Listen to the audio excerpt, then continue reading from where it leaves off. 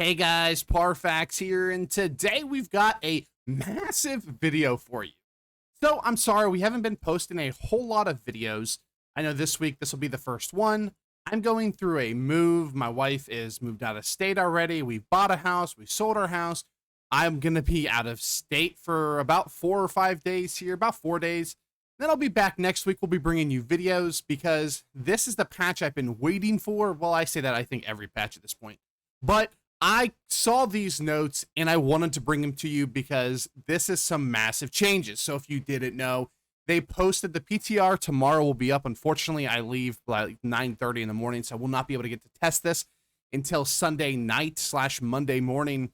But let me tell you, there's some crazy things in here. Now, when they released stuff about this originally, when they did their dev blog post, I didn't get a chance to do it because, again, I was actually out of state. But I want to go over a few things. First, we have a cool new event. We'll see how good this is. Now, this is on the PTR. This is coming tomorrow, so this isn't coming to live yet. But there's going to be a lot of things to shake up. Every time there's a big PTR patch, you know, stuff goes pretty crazy. So I wanted to bring you guys this video on my thoughts on these notes. We're not going to talk a whole lot about this festival. I will get on the PTR and we will test a lot about the festival. We'll bring you a video about how to level the festival, what are the best ways to do it. We'll make sure we can bring you to that probably next week. We have a Barnacles and Black Powder, a new dungeon, which is going to be pretty cool. You know, we have some quality of life things here. We have the Expedition Group Finder. We have the Expedition Tuning Orb Removal, which is great. And you have some, limitations here of how many you can do per week, which I think is good.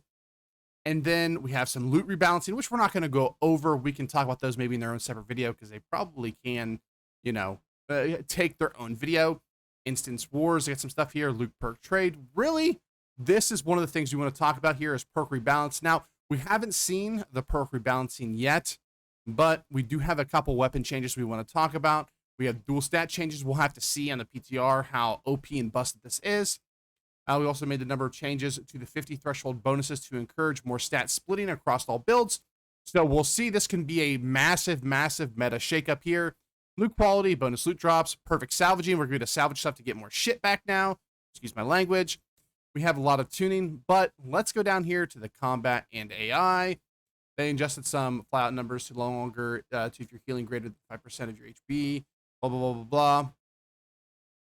They updated the 200 Constitute attribute bonus to also increase elemental armor by 10%, now increasing physical and elemental by 10%. This is absolutely massive. This is a huge bonus to your bruisers. This is a massive, massive increase. Reduce the stamina damage. Increase. This is kind of reverting it back the way it was. Increase the number of decimal places shown in the weapon critical damage multiplier. Tooltip. So the fire staff and blunderbuss can now display their correct multipliers. That's good. Health display will no longer show 0 if the player is still alive.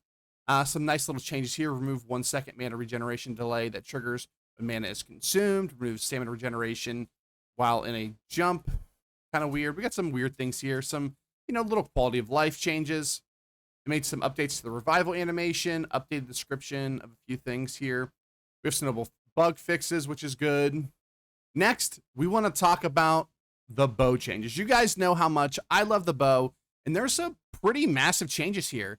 First off, they added a cancel window to rapid shot. I've been complaining about this. I actually had a video I was supposed to post last week, but I didn't get a chance to post it about this ability specifically.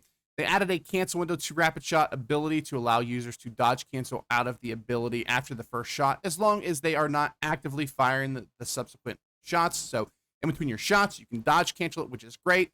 Add the ability for the player to zoom in the camera while using rapid shot and explosive arrow. You might be like, explosive arrow, what the heck is that? We'll show you that in a minute.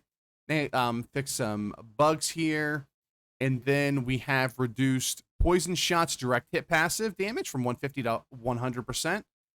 That's good. That's a big nerf. So you will not be speccing into this passive. I actually really, I know some people don't like this passive. This passive is really insane. On a single target, this essentially just gets you an extra shot. Like that's extra pen shot. This is real big. Remove the stagger from penetrating shot. That's big. I know this is a few bow nerfs here, which I'm sure some people are pretty happy about. We had a little bit of damage decrease single target. We have some, actually a little bit of not necessarily a damage increase, but a quality of life on rapid shot. But we got a damage decrease here. And they removed the stagger from penetrating shot, which I'm sure a lot of people are happy about. But one thing I am super excited about to try is the new splinter shot or explosive arrow. So you see they've changed it to explosive arrow. So explosive arrow fires an arrow that will explode on impact, dealing 50% weapon damage on hit, an additional 125% damage to all targets within a 2.5 meter radius. Flame arrow, which I'm assuming is a passive, a direct explosive arrow hits inflict burn, dealing 8% weapon damage every second for 10 seconds. Contained detonation, explosive damage increased to 150% damage, but AoE radius is reduced to 1.5 meters. Then updated the empowering splinter shot perk to be empowering explosive arrow, functionally where the perk remains the same.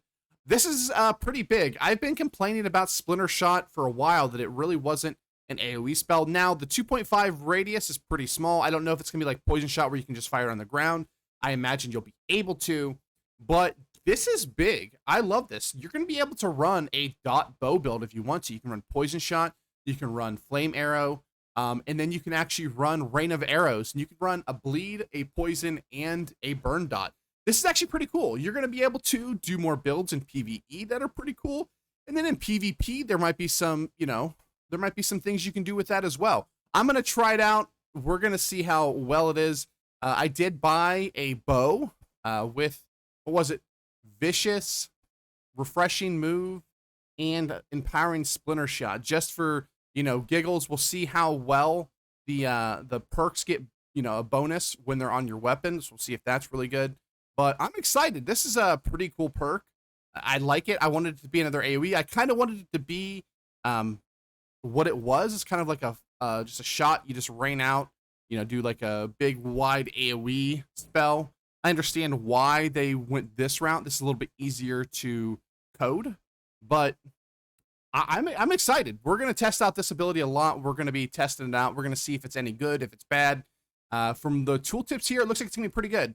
So the bow did receive a few nerfs here, but overall it's going to be pretty much in the same spot.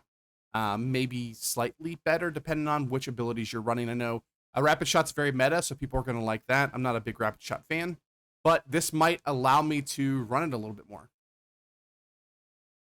Then we have some minor changes to Fire Staff, some fixes in the Fire Staff and Great Axe.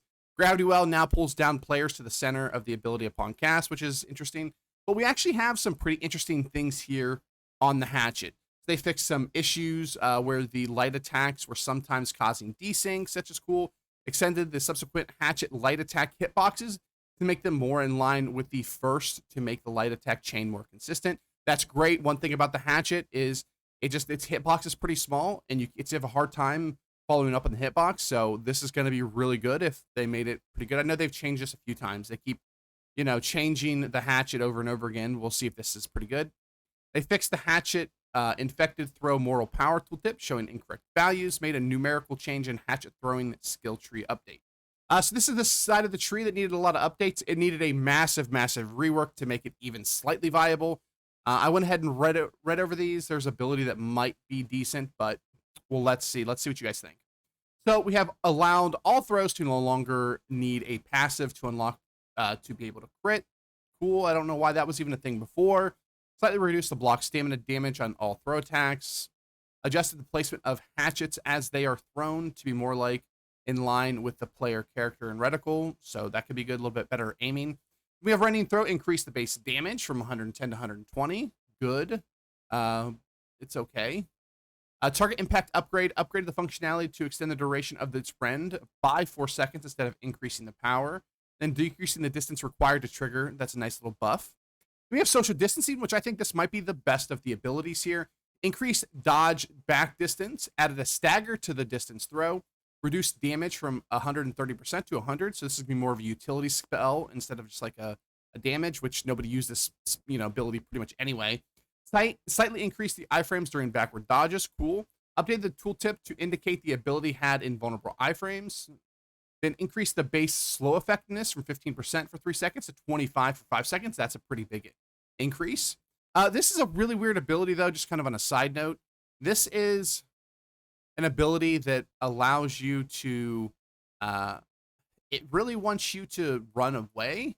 when the Hatchet's more of a gap closer. Now, to be fair, if the dodge back distance is pretty good, you're going to might have some people that will use this as a gap closer. You can swing your camera around, do the dodge back, and then if you can like roll that way and turn your camera, that might be a good. We'll see. We'll see how well you can use this ability.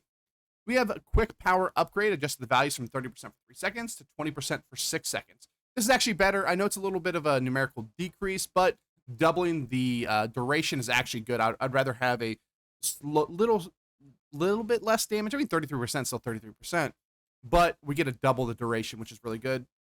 Stay back upgraded, updated the functionality to root players for 1 second if the target is further away than 6 meters. Infected throw.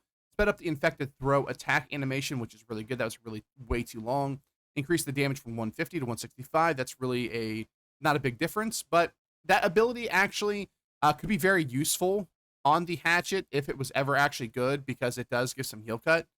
So we'll see if this ever comes in the meta. I really doubt it, but the animation being faster could make it slightly viable. Then mortal power, increase HP requirement to trigger from 30% to 50%. Increase the speed of the thrown projectile, which is good. Aimed throw, updated the to not interfere with movement when throwing, which is good. Increase movement speed while aiming from 1.6 to 2.25. Also, what the throw move speed is. That's really good. That's a nice big increase there. Improved cancel windows when transitioning from throw into abilities to match standard light attack cancels, which is good. That was always really clunky to do this, but let's be honest, nobody used them anyway, so no one really cared. Increase the damage from 95 to 100%, which is really good. Remove the stamina cost for throws. This is probably the biggest change here. You might actually start seeing throwing Hatchet builds. We'll see. If you do, you're probably going to run the 3 abilities. Well, you probably run Berserk, and then 2 of the throwing abilities, probably Infected Throw and Social Distancing. We're going to try out a throwing Hatchet build. This is a really big change. We're going to see. This is pretty good. Increase the speed of the thrown projectiles. This is getting almost the bow change. We'll see. The arc and stuff like that was really hard to hit, but this is a really good change. I'm interested to actually try a throwing Hatchet, which I haven't said pretty much since alpha. Then we have some passives here. Critical throws. Updated